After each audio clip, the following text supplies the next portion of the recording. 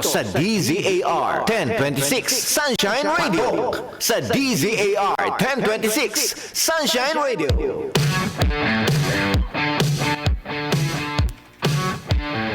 At muli nagbabalik ang programang Patok. May oportunidad sa bawat katok. At kami pa rin ang inyong katok ngayong hapon. Ako si ka-partner Wella. Yes, ako pa rin si ka-partner Cherry. Kaya mag-like, mag-comment, mag-share na ho kayo sa ating YouTube live stream at maging sa Facebook and YouTube channel 14 Nationwide. Yes, mga ka-partner, minsan ba naisip nyo kung posible bang magsimula ng negosyo kahit wala kang sariling produkto o maliit lang ang puhunan? Well, our guest today is living proof mula sa simpleng online postings ng lechon sa La Loma hanggang sa pagkakaroon ng sarili niyang lechonan na kilala sa kanilang mouth-watering cochinillo. She turned a 700 peso dream into a sizzling success story. Let's welcome the proud owner of JRT's Lechon, ka-partner, Justin Tungol. Welcome po. Welcome sa Patok. Meron Salamat po. silang pagkakataon para mag-shoutout. Yun po, sinashoutout ko po yung mga tao na naiwan po sa store kasi wala kami ngayon. Ayun po. Sa mga naiwanan. Sa mga naiwan. Kaya nyo yan. Yeah. Oo. So, JRT signature lechon. Anong klaseng signature yan? Like yung timpla po siguro namin ang signature dun sa JRT's Lechon. Ikaw ba ang nag-experiment niya? Ikaw ang gumawa? Actually po, ang sa timpla po namin, ang bumuo po talaga is yung father ko. Kasi siya po yung mahilig magluto. So, siya po yung magaling sa pagluluto po. Bilang lumaki sa lechon capital of the Philippines. Yes po. So, naging madali na lang ba sa'yo yung pagnenegosyo? Actually po, sa pagnenegosyo, masasabi ko, wala naman pong madali. Naging mahirap pa rin po. Though nagkaroon na po ako ng mga idea, along the way, nagamit ko po siya. Pero hindi pa rin po naging madali yung journey namin sa paglilechon po, masasabi ko. Gaano kahirap? So, sobrang hirap po kasi, Napaiyak ka ba? Napaluhod? Ano? to be honest po, yes, napaiyak siguro along the way. Ang dami po kasi naging problema. Pero, syempre, kahit malungkot, may sayang part din naman Oo, po. Hindi syempre. mawawala. Oo. So, ano-ano ang ino-offer nitong JRT's Lechon? Ano yung mga bestseller? Ang in-offer po namin, halos lahat po ng nilelechon, in-offer po namin. Meron po kaming buong lechon, meron po kaming lechon na baka, meron din po kami na lechon ulo, meron din po kaming lechon belly, meron kaming lechon roll, meron kaming lechon manok. Almost lahat ng nilelechon, meron po kami. Lechon palaka, wala. Ayun lang po. Wala kami lechon pala. Ano yung patok na binabalik-balikan ng inyong mga suki? Ngayon po ang pinakamabenta sa amin, masasabi ko, cochinillo. Kasi almost everyday, actually everyday talaga may nag-order sa amin ng cochinillo. Gano'ng kalaki ba yun? Yung cochinillo po kasi ibig sabihin niya is suckling pig. So maliit lang po siya. Medyo maliit lang po siya. Compared sa usual na mga lechon na medyo malalaki. Yan, medyo mas maliit po siya. Pampamilya. Ayun, nakita ko na. Ayan, ganyan po siya. Nakakaluto. Iwalang, no? Kaya ko yan, ako lang mag-isa. Ayun. Actually, yan po pala, by the way, yan, half lang po siya. Half lang. Half lang. Kaya ganyan lang po siya Half kalaki. body. Yes po. Nakahiga. Pag buo, nakaganon. Nakalapat po siya, medyo mas malaki na onti. Lagi bang talaga nakaganon si Lechon? Bakit ba ganon? Di ko, ano bang yan? Yung History niyan. yung cochinillo po kasi talagang nakalapat siya kasi nakalagay po siya sa box Ayun siya, oh. Oo, ganyan. Magkakano naman ang ganyan? Pwede bang i-reveal? Ang starting price po namin, lechon and cochinillo po is 6,000 pesos po ang starting price namin up until 20,000 po. Ano yung per kilo ba yung ano? Ano po Depende siya? sa kilo? Yeah, depende po sa kilogram. 6 to 7 kilos po ang 6,000 namin starting price. Ayun, mga kapartner sa mga birthdays. Months palapit na rin. Yes. Paano nyo hinahandle yung mga rush hour or yung mga season na talagang demanding sa inyong mga products? Actually, sobrang hirap po sa part namin kapag ganyan bare months kasi sobrang dami po ang order. Kaya ang nangyayari po sa amin, nagbabay slot po kami. So like maaga silang magpapa-reserve. Actually meron na pong mga naka-reserve para December pa lang. Oo. Ganun po ko talaga kalakas ang lechon pagka December. Actually, Hindi pwedeng mawala yun sa hapag ng mga Pinoy. yes po. Malapit na po kaming ma-sold out ng New Mga Year. party, Ngayon pa lang. Wow. Kumusta naman ang supply ng lechon? Actually, ngayon po, naging mahirap po pagpasok po ng taon kasi nagkaroon po ng sakit ang mga baboy ASF. kung ASF po. So ngayon po, sobrang limited kasi po ang daming proseso pong dinadaanan para makakuha lang ng lechon. So ayun naman po, okay naman po sa amin kasi lahat naman po ng baboy na ginagamit namin is ASF free naman po. So yeah. Medyo mahirap pero nakakuha naman po kami. Ayan. Kasi, iniisip ko pag Burmans kasi talagang sunod-sunod yung mga party, Christmas sunod-sunod party, yung mga ganun. events, Yes diba? po. Oo. Ano yung mga pinaka magandang feedback na tanggap mo sa Koso at yung mga pinaka masakit din? Ano nyo hinahandle? Actually, yeah, sobrang dami na po naming nare-receive na feedbacks. Meron pong positive, meron ding negative. Now, dun sa positive po, yun po, nasasabi nila, malutong yung lechon, juicy, masarap. Now, ang ginagawa po namin, syempre, pag kami nagpi-feedback po sa amin, halimbawa positive feedback, sinasabi po namin sa mga tao, sa mga nagluluto, sa mga nagde-deliver, kasi Para nakaka-apekto po ma-inspire, sila, tsaka at the same time, para ma-inspire, tsaka ma-motivate sila, maganda yung ginawa ko today, parang gano'n. So, sinasabi namin, pag negative po, ganun din, sinasabi rin namin na, parang medyo mas maalat ng konti, parang bawasan natin ng ganito, bawasan natin ng ganyan. Yung delivery natin, medyo magkakaproblema tayo, hindi na masyadong mainit yung lechon, siguro gawin natin ganito, ganyan. So, ang ginagawa po namin, kapag either may positive or negative feedback, dinidiscuss po namin with the team. Para po nakakakuha kami ng ideas, ano pa yung mga pwede namin gawin para i-improve pa po yung sistema po namin sa pagde-deliver and sa pagluluto po ng lechon. Speaking of delivery, hanggang saan yung pinakamalayong naabot ninyo na customer? Pinakamalayo po. Nagkaroon po kami ng order sa bandang Batangas na po. Bandang dulo na po. Parang Laiyan na po ata Layo yun. nun, Sobrang layo na po. Ang nagdi-deliver Hindi po. nahirapan yung nag-deliver? Nahirapan, sabi nga po Malaki medyo yun eh. masakit na daw po yung ano niya kasi nakaupo lang siya eh. Pero kinaya naman po. Kinaya naman po niya kasi special request, regular customer namin. Tas Regular na. pumayag naman siya sa conditions na gantong oras madi-deliver and all. Kaya naging okay naman po. So, dumating si Lechon fresh pa rin. Malutong ma rin po. Though hindi na ganun kainit, pero okay lang naman kay customer as long as malutong. So okay naman sa kanya, wala naging Willing problema. to wait si customer basta masarap. Yes po, yun naman ang importante. Napakalayo na nga ng narating, no? Ng JRT Selection. Akalain mo yun na convert nila ka-partner well ang 700 pesos na puhunan into a full Paano time yun? lechon business. Paano nangyari? Ayun, share ko lang po.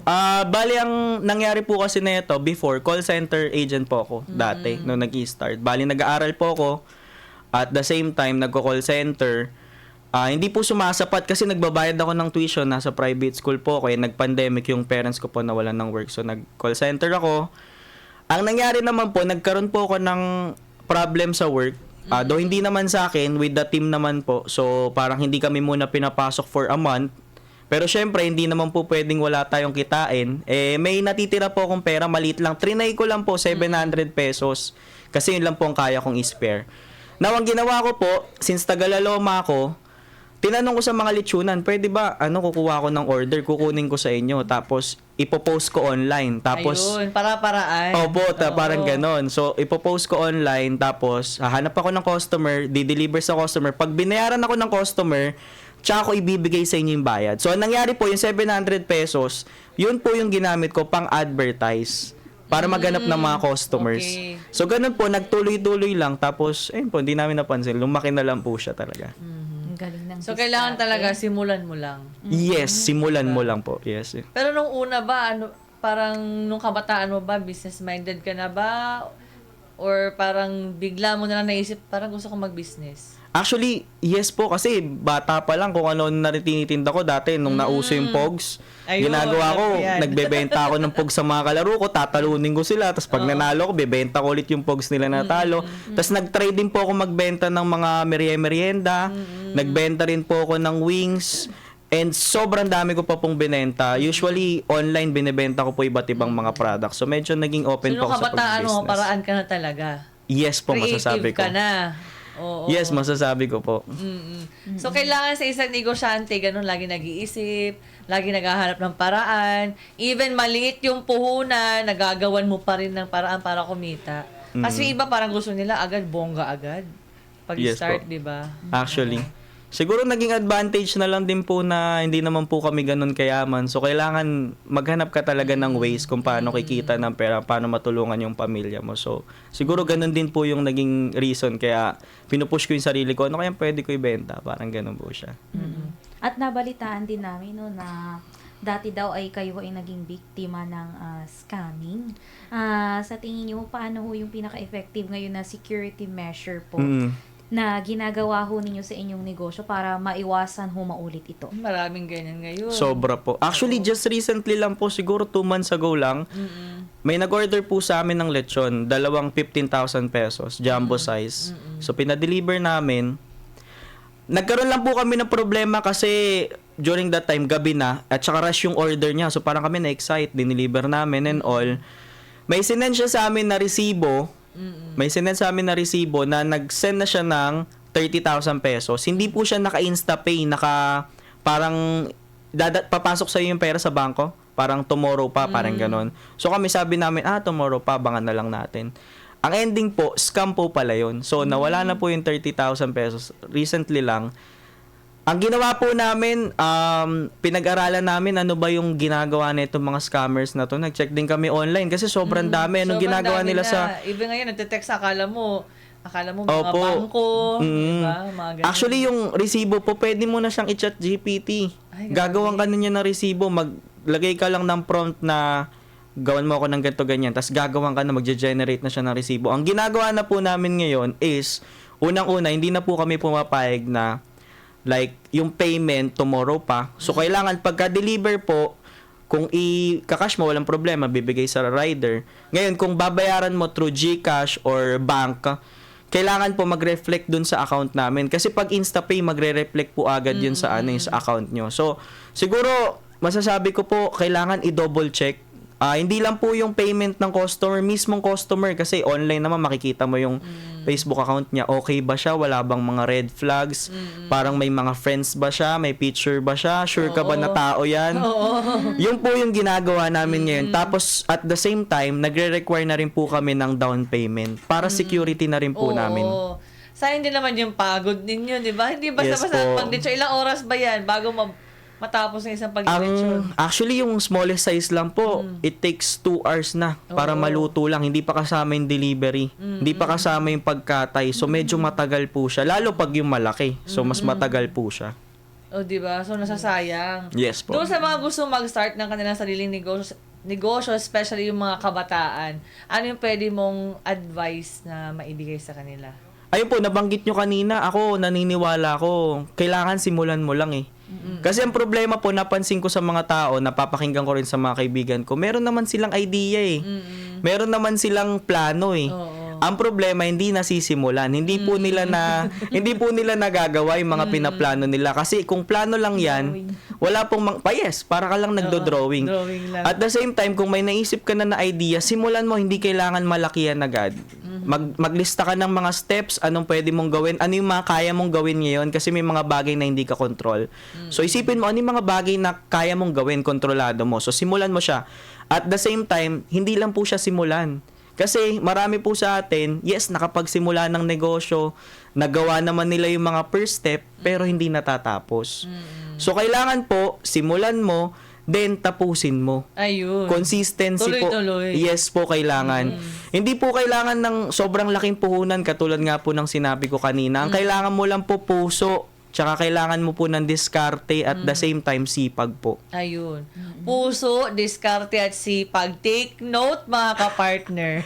Yes. Oo. At para naman sa mga future plans mo pa, no? Kasi meron ka daw isang food truck at branch expansion ngayon sa Cavite at Bulacan. Paano ka ba makukontakt?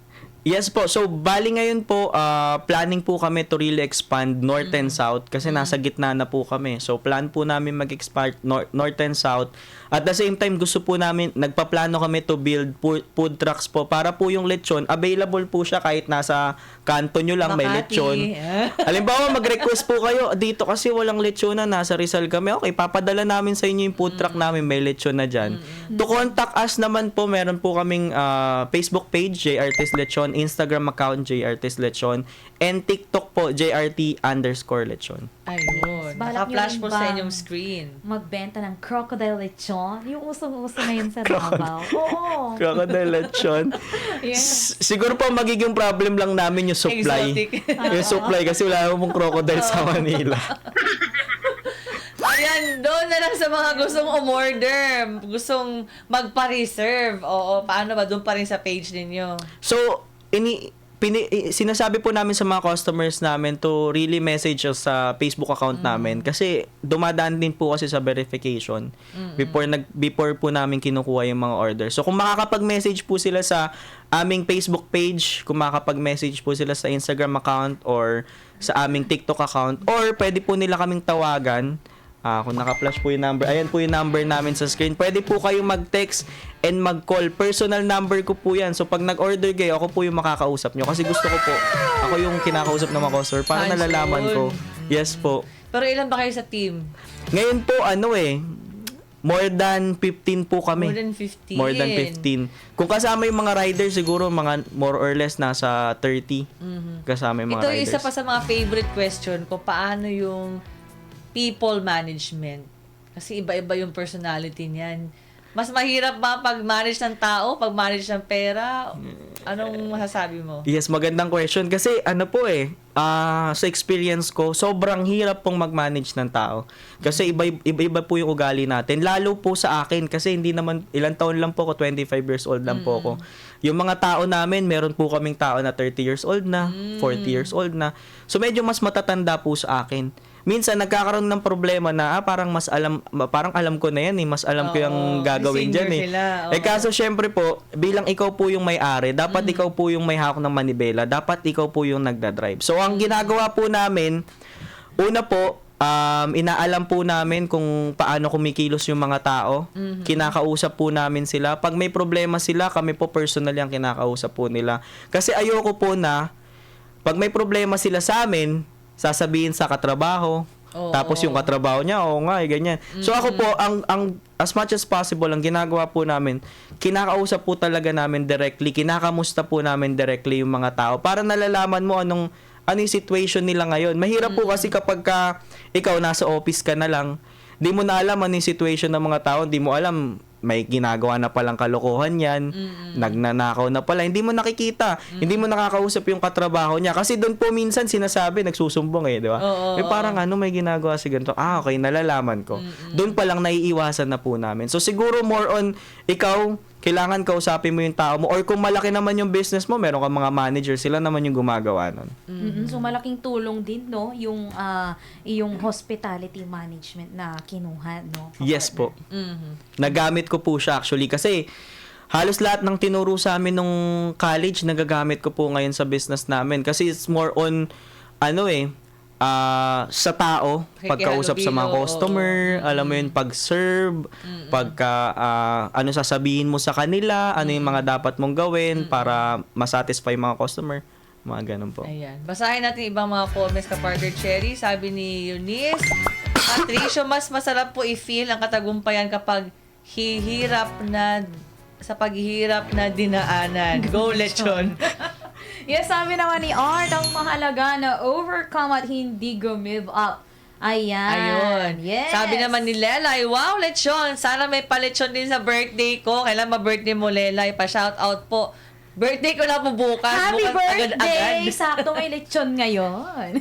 Ayan, sabi Yes. ni Eunice ulit, ang sarap. Video pa lang ramdam mo na malutong. O, diba? Oo, galit na galit nga yung logo ng lechon nila Oo. Yes, Cheers. sabi naman ni Regine, wow, sarap naman ito. Recommended to sa titas and titos ko. Yes, dagdag pa Si ni Eunice ulit. Siya ulit. O, Yes, diba? may time po ba na gusto nyo na i-give up ang business ho ninyo? Yes. Oo. Si Hope naman, hello po, ask lang, ano po pinaka-unique o kaibahan ng inyong leksyon kumpara sa iba? And may plano po ba kayo magdagdag na iba pang produkto o branch para nasagot na kanina? Wala na bang comment? So yan po, any last message na lang sa ating mga viewers bago tayo magtapos? Ayun po, last message ko po sa mga viewers po natin, Kung plano nyo po mag-order ng lechon, guaranteed po yan, malutong native na lechon po yung ginagamit po namin. So, kung naghahanap po kayo ng malutong na lechon, i-message nyo lang po JRT's Lechon. Again, meron po kaming Facebook page, meron kaming Instagram account at JRT's Lechon, and meron kaming TikTok account, JRT_Lechon. Pwede po kayong tumawag sa amin. Na kung gusto nyo po magpa-deliver, pre-delivery Metro Manila. And kung gusto nyo mag-pick up, pwede po kayo pumunta sa store namin, 95B Dome Street, Caloocan City. And yun lang po. Pag may orders kayo, kami na pong bahala sa mga orders nyo. Ayan po ang JRT's Signature Lechon. So mga ka-partner, kung meron kang kwentong alam mong papatok sa isipan ng bawat Pilipino, Abay, wag mong itago kundi dapat ito'y iyong ibahagi at ipatok na yan! At bago tayo magpaalam, laging tandaan ang sinasabi sa Proverbs 10:4. a lazy person will end up poor, but a hard worker will become rich. Nagpapahirap ang katamaran, ngunit ang kasipagan ay nagpapayaman. Yes, muli ako po si ka-partner Cherry. Ako naman si ka-partner Wella, magsalo-salo ulit tayo bukas. Sa kaparehong oras at himpilan dito lang sa Patok! May oportunidad sa bawat katok! Inyong napakinggan ang iba't ibang kwento at kalaman dito sa programang Patok. Hanggang sa muli, magsama-sama ulit tayo tuwing Lunes hanggang Biyernes, 1:00 hanggang 2:00 ng hapon. Dito lamang sa DZAR 1026 Sunshine Radio Manila.